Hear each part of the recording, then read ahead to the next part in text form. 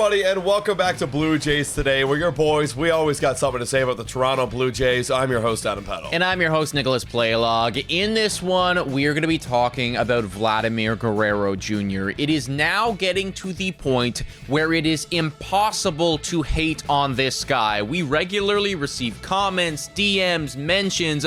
Oh, Vladdy's not worth $500 million. Well, since the All-Star break, I can assure you that he is. We're going to be breaking down how successful he has been and why this newfound success is happening and if we can expect it to continue. Before we do, please make sure to hit that like, smash the subscribe button, and of course, let us know your thoughts about all this in the comments down below. First things first, on the season, this guy's been really good at baseball. Looking over at the stats right here, Vladimir Guerrero Jr. batting .296, on base of .398, which has been his best statistic so far this year. He's right up there in the top of MLB in terms of getting on base. The slugging .481, that's coming around, and an overall OPS of .879.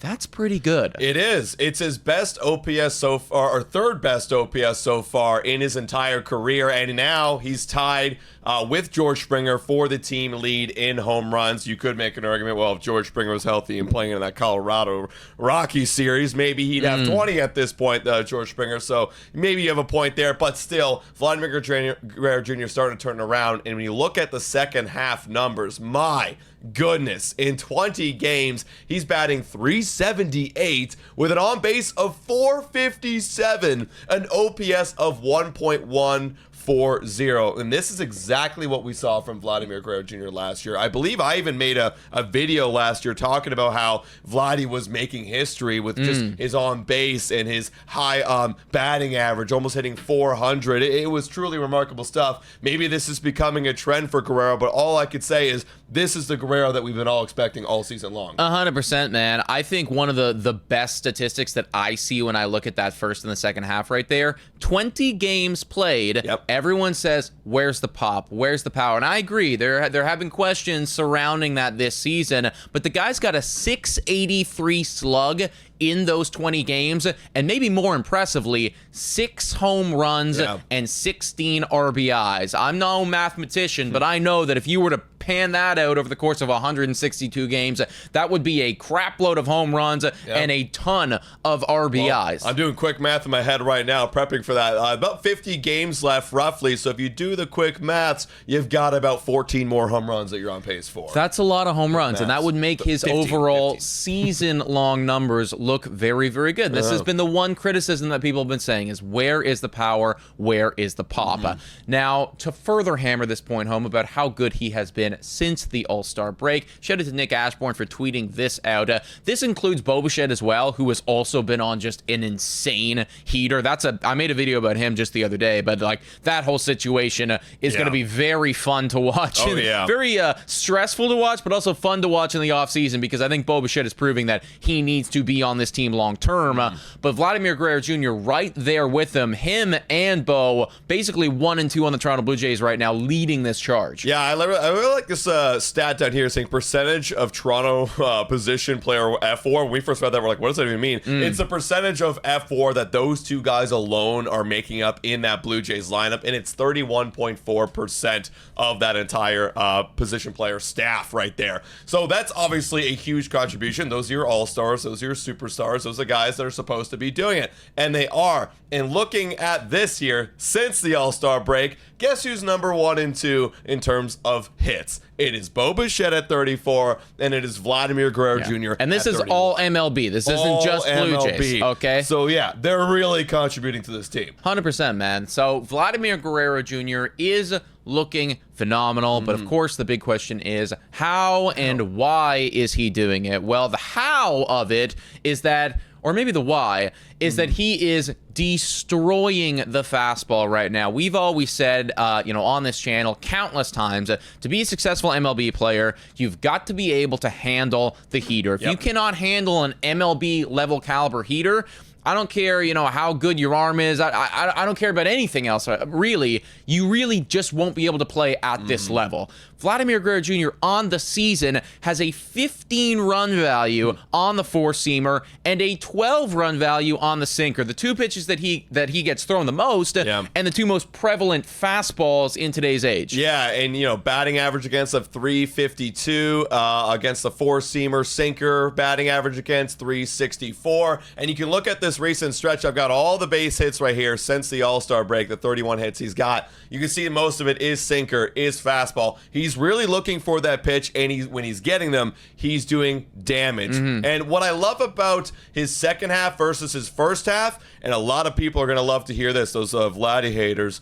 he's hitting the ball in the air more. Yeah. Would you believe it? In the first half, you have to admit, he did hit a lot of ground balls. So we've got a stat right here to back it up. This is his first half numbers before the All-Star break. A 48.4% ground ball rate. That was over the average in the MLB in terms of ground ball rate. And then when you look over here at the pull air percentage, balls he's pulling to the left side of the field, he was in a bottom percentile, 14% in all of baseball. But that has changed in the second half. Yeah, and I mean, just to keep looking at that for 1 second, I mean, that statistic right there is always going to be the most frustrating thing about Guerrero, and it's always going to be the thing that he is constantly battling. The critics will point it out, and I do think that there's something to that, right? We were taking a look at his launch angle, his attack angle. That's something that we're going to bring up later in this video.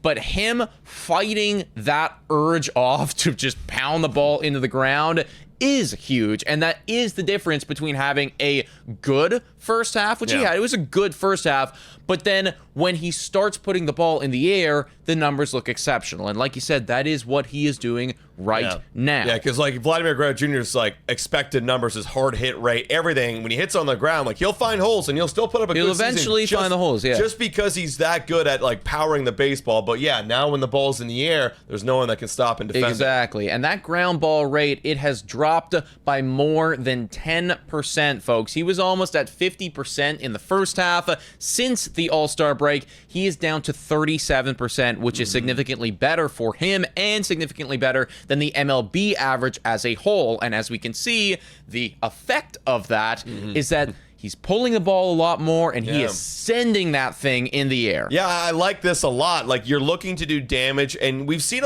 Vladimir Guerrero Jr. for most part of the season take a lot of first pitch strikes, and that's also contributed to his great walk rate and his great on-base percentage. But what I want him to do is to look into do damage early in the count, especially against those fastballs that he is getting early, because pitchers are knowing that he is taking a lot, so they can go and steal a strike. Well, if you attack early and you do damage and you're selling out for a fastball, then you're going to see this result right here of that 20.5% pull in the air rate.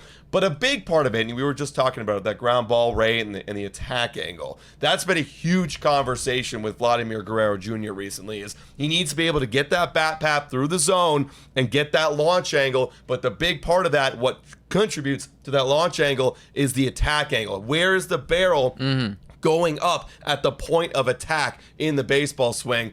We're going to show you an example right here of a good player that has a great attack angle, and that is one of the home run leaders in baseball, Eugenio Suarez. When you see right here the visualization, this is provided by StatCast, you can see his attack angle is at a good 19 degrees upon tacking the baseball. He's one of the best in baseball at it. Only Junior Caminero on the Rays has a better attack angle than him. But when you look at Vladimir Guerrero Jr., it's an attack angle of 2 degrees. Yeah. Right? And it's obviously a lot less. It's one of the bottom percentiles in attack angle in all of baseball, which is a little bit concerning when you're trying to hit home runs. 100%. I mean, this is going, again, like I said, this is going to be something that he's going to be fighting his whole career. We know who Vladdy is as a player right now. His floor is a sound baseball player, but his ceiling is when he's capable of battling off the urge to come down at the baseball, because Eugenio, he's coming through that thing and then going up, and he's sending that up. And Vladimir Guerrero Jr. is a line drive hitter, and that's probably why you're seeing a lot of base hits for him in general, and you're seeing his batting average go through the roof, but not as many home runs. It's like, you can get a double like this, you can get singles like this. It's very difficult to send it over the fence like this. That being said, though, we don't really think that this is that much cause for concern, because last season, he had a great year. The guy had 30 bombs. He batted .323. He had an OPS of .940. And his attack angle there really wasn't that different at all from what it is right now. He had, a 3%? Or 3 degree. 3 degree, attack angle on the baseball last year, and still managed to put together an exceptionally solid season overall, finishing as the MVP 6, getting a Silver Slugger in there. So Vladimir Guerrero Jr., even though he's got one of the worst attack angles in all baseball, is still capable of putting together a very, very solid season. He's not hitting the ball on the ground anymore. He's pulling it a lot more. He's destroying fastballs.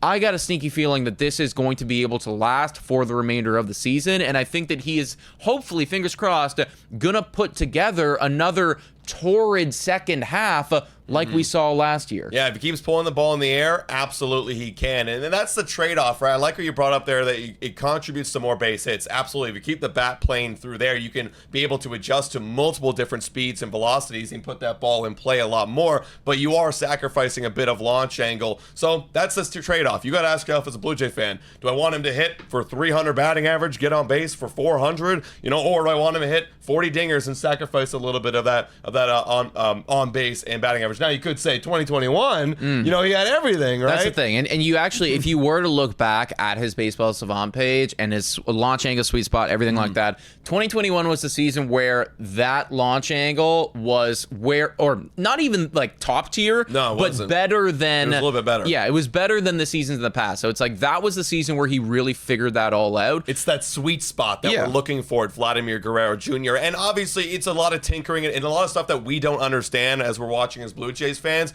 But if he's going to be here for 14 years, you can bet your bottom dollar there'll be a season when he finds that sweet spot again and puts up a good year. Point being, though, right now, things are awesome. He is batting over, or batting, what is he at right now? Almost 300? Almost 300. Almost 300. The OPS is closing in on the 900 mark. He's one of the hottest hitters in all of baseball, and the ground balls are down, and the pull balls are up. So we got a feeling that it's going to stay that way. But folks, you let us know your thoughts in the comments down below. How are you feeling about Vladimir Guerrero Jr.'s season so far? Are these the numbers that, in your opinion, are worthy of that $500 million payday? Because for me, this is exactly what I needed to see. That's all I need, guys. If you could have a high 800 OPS, maybe even a low 900 for the price we're paying, for me, $500 million is definitely well spent. But you guys let your thoughts be known in the comments down below. Hit that like button, smash that subscribe button. $4 a month to become a YouTube member. Shout out and thank you to all of our current YouTube members.